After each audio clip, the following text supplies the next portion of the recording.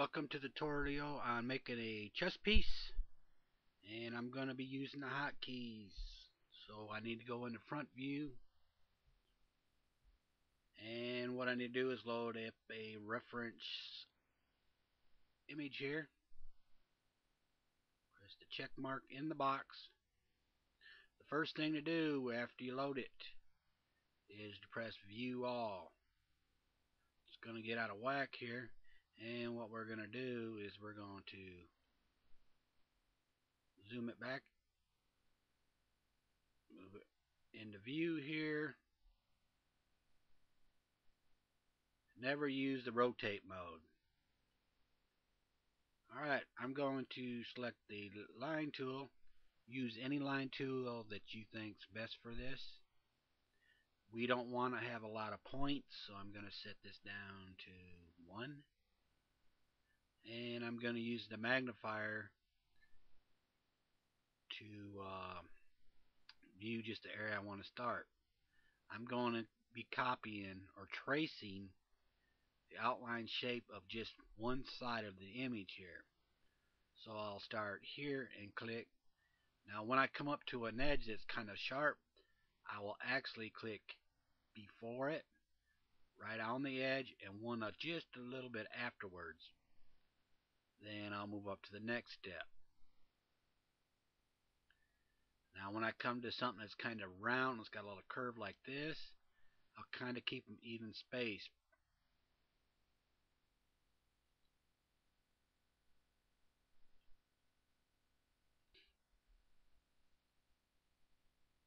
You don't want to click too many times because all the points, if you get too many points, you'll have too many polygons.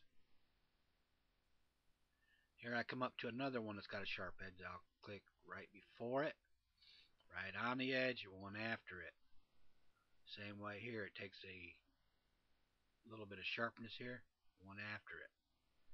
Now when the shape does not take a drastic change, you can start making the points a little bit further apart. So I'll make one here. And as you can see, when I press view all, when I scale in and out, the line will stick with the image. If you didn't press that, this thing will just get all out of whack on you.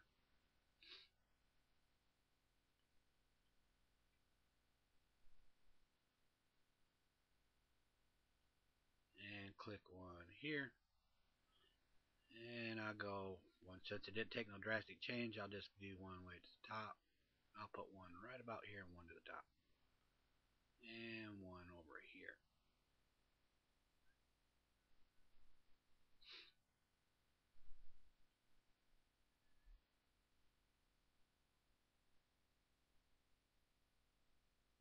We'll do one right here, here, and here.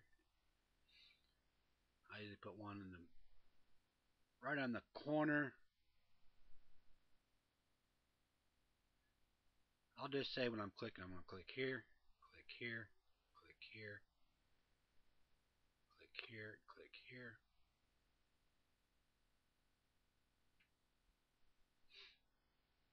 Click here, and I'll go all the way up to here.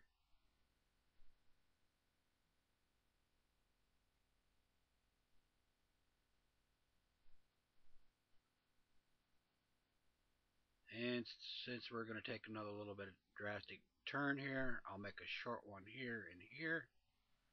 And I'll kind of stretch them out and keep the dots evenly spaced out here, here, here. I'm going to click here and a real short one because it's taking another drastic change, and another short one here.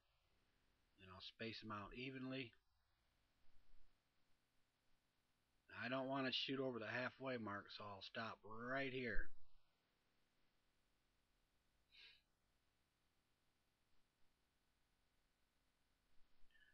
Alright, let's scale this in a little bit. And we'll just go ahead and turn this view off. As you can see, the actually this cross of this white line on the grid itself, the white one, will actually represents the halfway mark. So when I'm doing this little gap from here, from this end point to the halfway mark, will actually have the same gap on the right hand side. If for some reason I didn't have a grid, or if the grid was off and I wanted to make my own, as long as I was in front view mode directly, we'll just turn this off and act like the grid was not helping us and we wanted to make our own marker. So I would just choose the line tool and we'll start here. Now I'm gonna view all here. Now I'm gonna hit my space bar a couple times. Now if I move up and down, it goes in one axis. And if I move it to the left or right, it won't go anywhere. So up and down, and I'll stop about right here and click. And we'll validate that. Now let's take a look at this. You do not want this halfway marker exceeding more than this last point to the left. You do want to have a little bit of gap here. Okay, now we got the halfway mark here. We are going to go ahead and let's start doing something before I get any further. Now this is going to be let's say the halfway marker.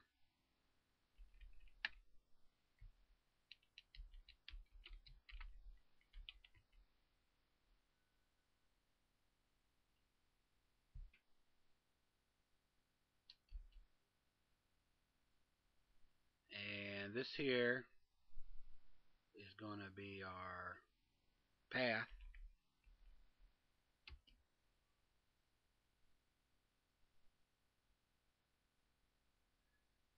Alright, now we're going to go ahead and we're going to select the circle. This is going to be our another marker here. So I'll make it kind of big so you can kind of see it here.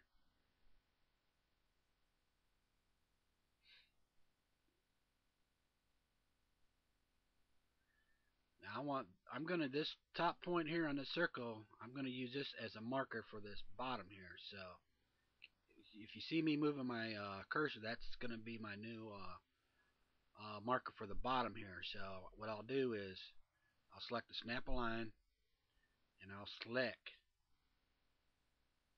this point here and snap it to this one here.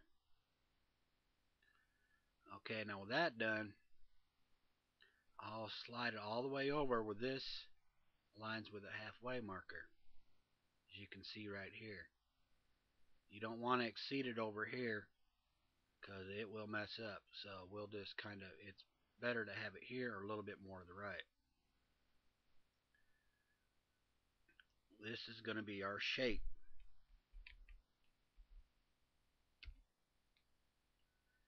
This is going to be the shape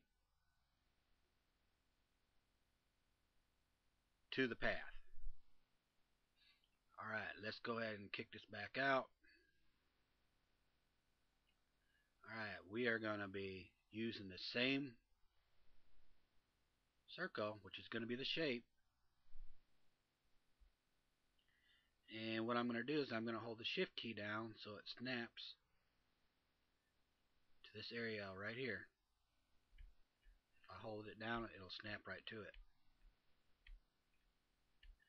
Let's go ahead and just hide the halfway marker now. If I hold it and snap to it, and I click it, and I let go. Now I'll move my cursor to the left. If I hold my shift key, I want it to snap to that end of the path here. And we'll click that. We'll not double click it, we'll just click it once. And I'll turn it. Sometimes this thing, the circle will flip. It'll flip right, and sometimes it won't. If it don't, leave it up like this. Go ahead and validate it. Make sure your universal manipulator's on. And what we'll do is, this time we'll just take it and hold it and hold the shift key down.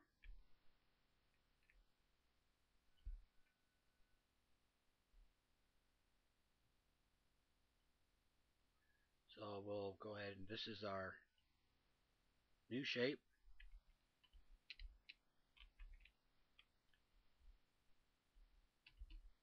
Okay, this is going to be the shape for the path.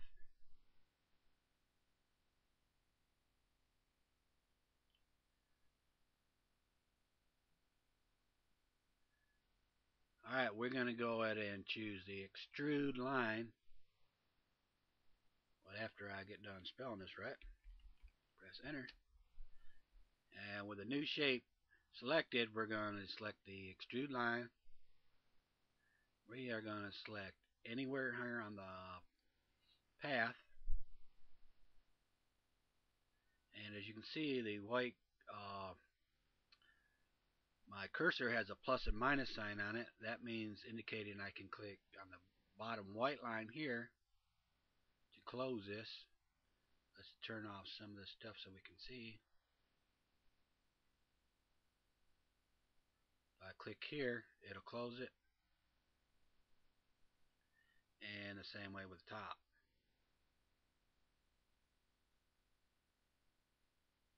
We'll validate that. Hit the hotkey to go in the front view.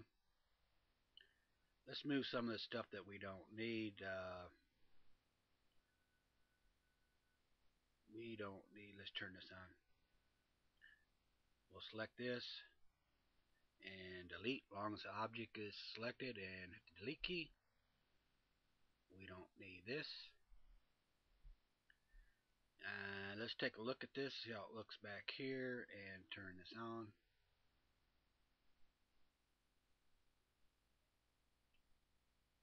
That's looking pretty good. Turn that back off here. Now there's something about this chest piece that I don't like, and I'll show you here. If you look at the bottom down here in the face here, we'll go ahead and collapse that. If I divide it, let's zoom up just a little bit better. If I divide it, it doesn't look very good, doesn't look very uniform. So what I'm going to do is I'm just going to select here and I'm going to delete it. I'm going to select the face. Go back over to scene tree here, and because we're going to be using it in a second, I'm going to select the edge, the outer edge here, and we're going to loop it. We are going to copy it, and we are going to paste it. Alright, we are going to go ahead and just go ahead and hide that top one so we don't select it. Then we're going to go to the cone surface and click this, then click the circle. We'll collapse the geometry on that. We'll activate the show object on the first one because we need to. And we're going to go ahead and weld these two together.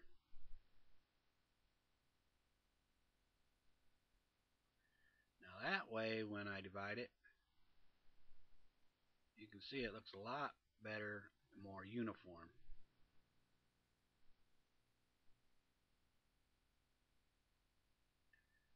Go to front view, scan this down a little bit.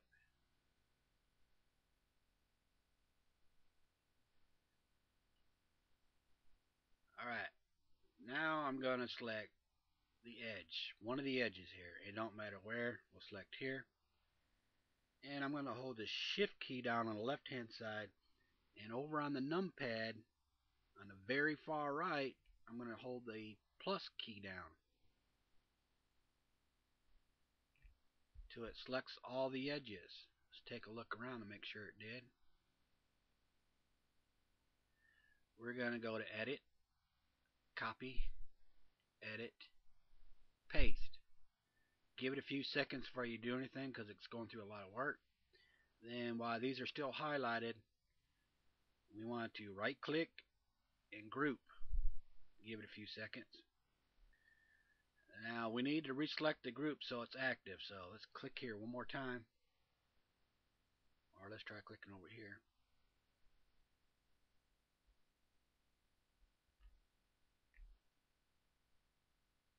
Hold on a second. And we'll slide these over here.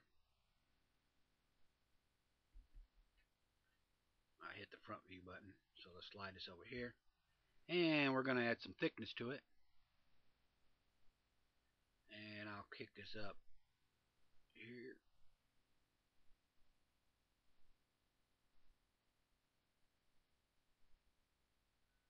Kick it down one more.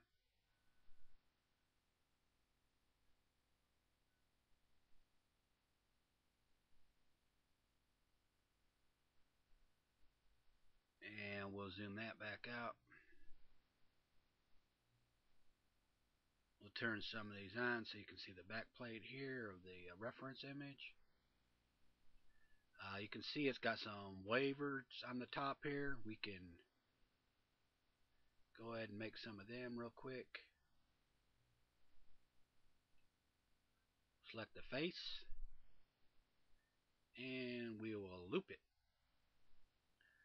And we'll slide down here, and one over, we'll select it. Two over, that will mean every other one. To get some feedback what it'll look like with a little subdivision, I'm just going to kick this up to one, just to kind of give it a live visual feedback of what it's going to look like. I'm going to use a fast extrude, and this will be a little tricky. You got to kind of fold it in, fold it out.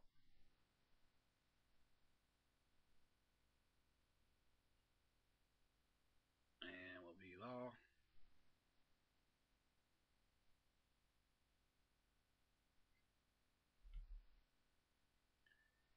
And let's get a little bit closer look.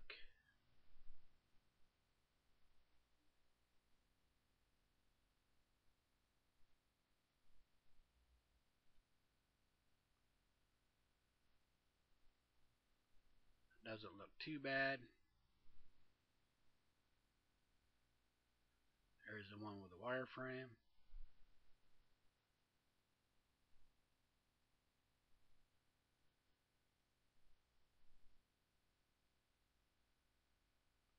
We'll turn this one off.